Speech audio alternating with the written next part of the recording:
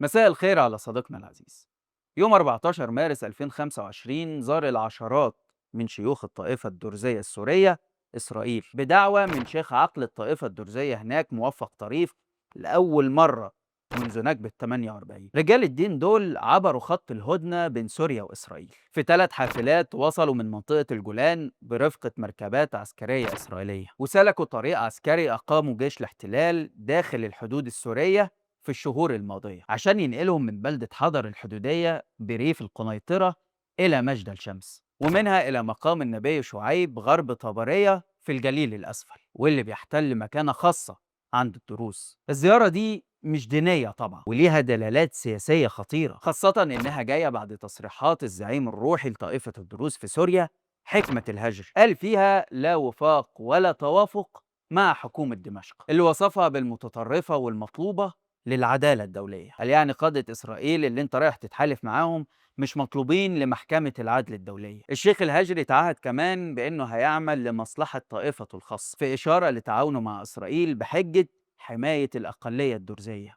وده اللي كشفته تقارير صحفية قالت إن تل أبيب مخصصة مليار دولار لدعم استقلال الدروز السوريين وإقناعهم برفض التعاون مع الحكومة الجديدة في سوريا. في المقابل لازم نقول إن في عائلات وقيادات درزية بارزة نشرت بيانات رسمية ضد الزيارة، وقالت إن إسرائيل عمرها ما كانت حريصة على حقوق الأقليات، لكن بتستغل الدروز كأداة لزرع الانقسام بهدف تحقيق مصالحها التوسعية في جنوب سوريا، بعد ما وسعت سيطرتها مؤخرا على المنطقة الحدودية العازلة ودمرت مواقع عسكرية تابعة للجيش السوري. إيه هي حكاية الدروز؟ ويا ترى إيه سر تحالفهم مع إسرائيل؟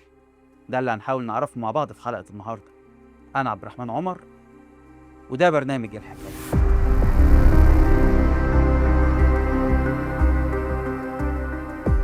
أهلا بيكم.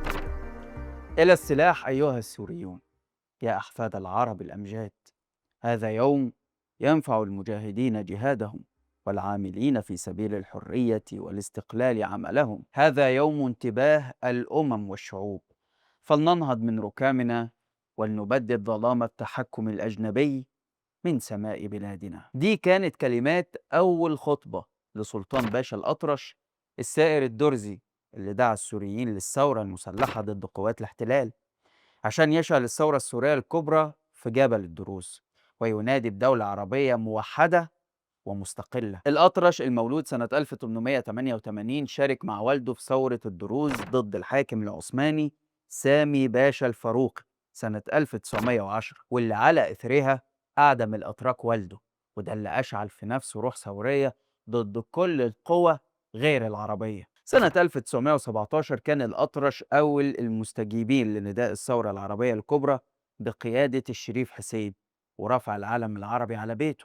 قبل ما يقود محاربي جبل الدروز ويدخل دمشق لنصرة الدولة العربية الوليدة. بعد خذلان الإنجليز للشريف حسين ونكسهم وعود دعم الدولة العربية حال الثورة ضد العثمانيين، وقعت سوريا ولبنان في فخ الاحتلال الفرنسي اللي قاوموا الأطرش ورجاله وخاضوا ضده معارك شرسة لغاية ما عرضت عليه فرنسا الاستقلال بجبل الدروز، لكنه رفض وأصر على مطالبته بدولة عربية واحدة. بعد حصاره من الفرنسيين والحكم عليه بالإعدام، رفض الأطرش تسليم سلاحه واضطر ينتقل مع المجاهدين إلى الأردن ومنها للجزيرة العربية اللي عاش فيها حياة المنفى لحد توقيع اتفاقية الاستقلال سنة 1936، لما صدر عفو عام عن المجاهدين فرجع سوريا واتعمل له استقبال شعبي ضخم. لسنين طويلة رفض الأطرش أي منصب سياسي ورجع يشتغل فلاح في أرضه لغاية وفاته سنة 82، اللي أنهت مسيرة نضالية حافلة وودعوا بعدها مليون سوري إلى مثواه الأخير عشان يكونوا شاهدين على وطنيته وعروقته. سلطان الأطرش ما كانش استثناء في تاريخ الدروز أو الموحدون زي ما بيقولوا على نفسهم، اللي بيرجع تاريخهم في المنطقة لمئات السنين، لعبوا خلالها أدوار تاريخية هامة في بلاد الشام. خليني أقول لك إنهم شاركوا في معركة حطين ضد الصليبيين وتولوا مهام قيادية في ظل الدولة الأيوبية. كمان تحالفوا مع المماليك في معركة عين جالوت ضد المغول، لكن في القرن ال19 لعبوا أدوار مزدوجة.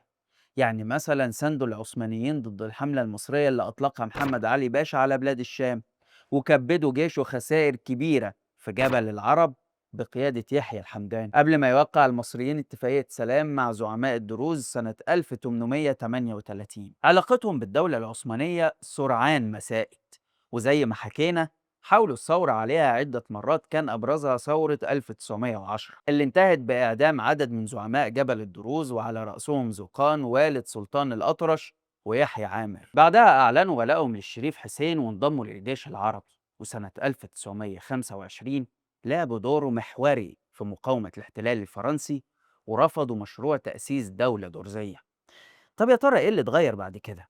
عشان نجاوب على السؤال ده محتاجين نفهم طبيعة الطائفة الدرزية ووضعها الديني والسياسي. إحنا بنتكلم عن طائفة دينية موجودة في بلاد سوريا ولبنان وفلسطين المحتلة. عددهم مش كبير مقارنة طبعا بباقي الطوائف، بيقدر بمليون ونص نسمة، منهم 700 ألف في سوريا. في روايتين لبداية ظهور مذهبهم. الأولى إنه بدأ على إيد محمد بن إسماعيل الدرزي في عهد الخليفة الفاطمي الحاكم بأمر الله، والتانية بتقول إنه بدأ على إيد حمزة بن علي مبعوث الحاكم بأمر الله على الشام، لما رفض الاعتراف بموت الخليفة بعد اختفائه، وانشق عن الدولة الفاطمية مع تولية الظاهر لإعزاز دين الله، وادعى إن الحاكم بأمر الله هيرجع عشان يملى الدنيا عدل. الخليفة الظاهر شن ضدهم حملات قمع واضطهاد، وده اللي خلاهم يهربوا إلى الجبال وينغلقوا على نفسهم، لدرجة إنهم رفضوا انضمام أي شخص جديد لمذهبهم اللي أحاطوه بالغموض والسرية. وحتى ولادهم ما بيتعرفوش على تعليم دينهم إلا في عمر 40 سنة. وكتابهم المقدس رسائل الحكمة، اللي هو عبارة عن تفسير باطني للقرآن، كتبه حمزة بن علي، ما بيطلعش عليه إلا شيوخ الطائفة اللي تقدر تميزهم بالشوارب الطويلة. رغم كده معروف إن الدروز مؤمنين بوحدانية الله ومتأثرين بالطائفة الإسماعيلية الشيعية، لكنهم ما بيعرفوش نفسهم كمسلمين، وبيقولوا إن ده حفاظا على دينهم وتجنبا لأي خلاف مع المسلمين. ومن المعتقدات المميزة عندهم إيمانهم بتناسخ الأرواح وتحريمهم تعدد الزوجات. الطائفة بتقسم أتباعها لثلاث درجات: شيوخ العقل ودول الزعماء الدينيين، والأجاويد المطلعين على تعليم الدين، والجهال ودول عامة الناس. ولا يسمح لهم بزيارة دور العبادة أو الخلوات إلا في عيدهم الوحيد الموافق عيد الأضحى عند المسلمين. طيب ده الوضع الديني، يا ترى إيه الوضع السياسي للدروز؟ في القرن العشرين انقسمت الطائفة بين ثلاث دول: لبنان وفلسطين المحتلة وسوريا. في لبنان يقدر عددهم ب 300 ألف نسمة، منتشرين على طول الجهة الغربية لجبال لبنان، وأبرز زعيم تاريخي عندهم هو كمال جنبلاط، صاحب التوجهات القومية العربية والداعي لقضية فلسطين. خلال الحرب الأهلية تحالف جنبلاط مع الحركة الوطنية اللبنانية ومنظمة التحرير الفلسطينية ضد الأحزاب المسيحية المدعومة من إسرائيل زي الكتائب والقوات اللبنانية، لكنه اغتيل على إيد المخابرات السورية في عهد حافظ الأسد عشان يخلفه في قيادة الطائفة ابنه وليد جنبلاط، اللي كان من أوائل الزائرين لدمشق بعد سقوط بشار وقابل الرئيس أحمد الشرع. في فلسطين عاش الدروز كجزء من النسيج العربي في مناطق الجليل والكرمل، لكن لما حصلت النكبة بعض زعماء الطائفة تعاونوا مع العصابات الصهيونية بعد ما خدوا وعود بالحماية وإن هيكون ليهم دور في الدولة اليهودية، وفعلا ساعدوا في احتلال وإبادة قرى عربية، وتشكل ما يعرف بتحالف الدم بين الدروز واليهود. رغم كده كان في دروز حرب ضد الاحتلال، سواء تحت قيادة جيش الإنقاذ الدرزي أو أهالي قرية ينوح اللي قتلوا 17 درزي كانوا بيحاربوا مع الاحتلال ضد أهلهم. سنة 56 فرضت إسرائيل الخدمة العسكرية الإجبارية على الدروز بعكس باقي العرب والفلسطينيين داخل الخط الأخضر، وده بهدف عزلهم عن هويتهم العربية، وبقى يشوفوا نفسهم هوية منفصلة عن بقية العرب. كمان اتحكمت في زعماء الطائفة اللي بقى عندهم علاقات قوية مع تل أبيب، بيعتبروا نفسهم إسرائيليين رغم أنهم لسه بيتعاملوا كمواطنين من الدرجة التانية. 85% من الدروز بيخدموا في الجيش الإسرائيلي، ودي أعلى من نسبة اليهود نفسهم. بعضهم وصل لمناصب قيادية زي غسان عليان أو القائد درزي للواء جولاني، وكتير منهم اتقتل في معارك ضد العرب والفلسطينيين، آخرهم إحسان دقصة قائد اللواء 401 واللي اتقتل في معارك جباليا بقطاع غزة. سنة 67 احتلت إسرائيل الجولان السوري اللي فيه عدد كبير من الدروز، ودول أغلبهم رفض الحصول على الجنسية الإسرائيلية وحافظوا على انتمائهم لسوريا. عدد الدروز في الأراضي المحتلة بيقدر ب150 ألف نسمة، أغلبهم ولاء لإسرائيل. في سوريا بقى، حيث العدد الأكبر من الطائفة الدرزية بحوالي 700 ألف نسمة، أغلبهم موجودين في محافظة السويداء، بالإضافة لمناطق زي جبل حوران وجورمانة.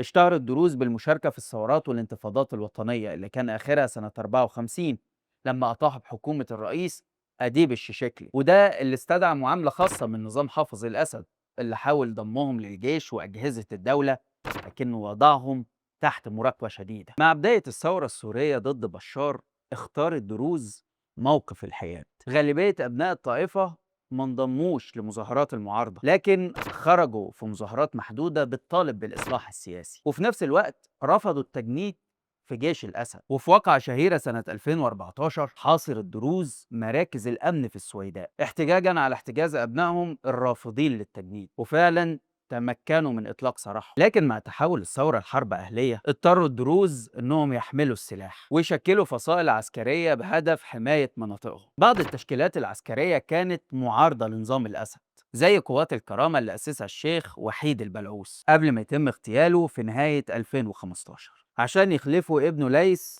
في قيادتها. بعضها كان بيلعب دور أمني محلي وبيدعم الاحتجاجات السلمية ضد النظام، زي لواء الجبل بقيادة مهرج الجرماني اللي تعرض برضه للاغتيال في يوليو 2024، وتجمع أحرار جبل العرب بقيادة سليمان عبد الباقي اللي نجا من محاولة اغتيال في نوفمبر الماضي. في المقابل تورط بعض شيوخ الدروز في دعم نظام الأسد بهدف حماية مصالحهم وامتيازاتهم، وبرضه خوفا من أن يؤدي سقوط النظام لصعود جماعات إسلامية تهدد وجودهم، وده اللي عمله شيخ العقل يوسف جربوع. خلينا برضه نقول إن المرجعية الروحية لدروز سوريا بتتمثل في 3 مشايخ عقل، هم حكمة الهجري وحمود الحناوي ويوسف جربوع. سنة 2023 ومع هدوء الصراع المسلح بين النظام والمعارضة، انطلق حراك سلمي في ساحة الكرامة قرب ضريح سلطان باشا الأطرش في محافظة السويداء للمطالبة بتحسين ظروف المعيشة وحل الأزمة السورية، مع رفع شعارات بقى مناهضة للأسد. والحراك ده حظى بدعم شيوخ الطائفة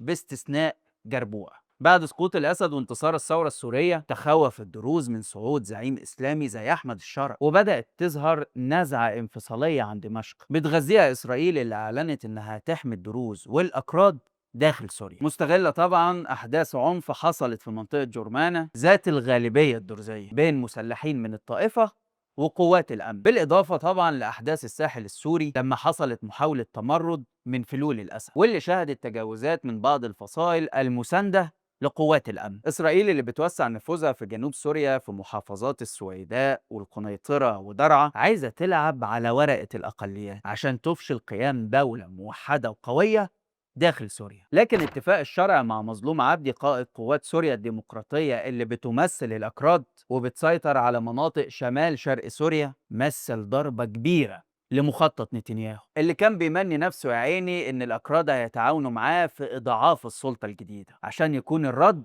بورقة الدروز. مع استغلال الوضع التاريخي لدروز فلسطين اللي قدرت تل أبيب بكل سهولة تشتريهم وتخلي ولائهم ليها، وهنا بيجي دور شخص زي موفق طريف الزعيم الروحي لدروز إسرائيل اللي بيهدد ويتوعد ولا كأنه قائد جيش. الشرع من ناحيته أكد على سورية السويداء وقابل وفود درزية ضمت قيادات من قوات الكرامة وأحرار الجبل علشان يتم التوصل لاتفاق بانضمام قواتهم للجيش الجديد، وكمان اترفع علم الثورة السورية على مبنى محافظة السويداء. مهم برضو نشوف الدور اللي بيلعبه شخصيات درزية من خارج سوريا زي وليد جنبلاط اللي فضل التقارب مع الشرع ووجه نصائح لدروز الجبل انهم يتعاملوا مع حكومة دمشق الجديدة، وحذر موفق طريف من التدخل في الشأن السوري والعمل لصالح إسرائيل. وطبعا الإدارة السورية عليها دور كبير في طمأنة واستيعاب الأقليات سواء الأكراد أو العلويين أو الدروز من خلال إشراكهم في السلطة وتعزيز الحكم المحلي في مناطقهم والاعتراف بحقوقهم الدينية والثقافية. دي الطريقة الوحيدة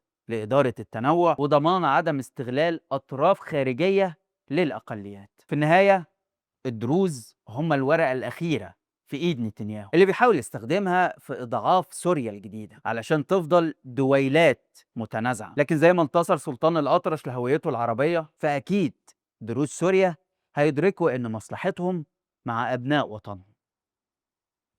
بس كده. لحد هنا والحلقة خلصت. شارك الحلقة لو عجبتك، وتابع حساب شباك وحسابي على الانستجرام، هتلاقي اللينك في الوصف. واستنانا كل يوم اتنين وجمعة الساعة 8 بالليل بتوقيت القاهرة في حلقة جديدة من برنامج ايه الحكاية. سلام.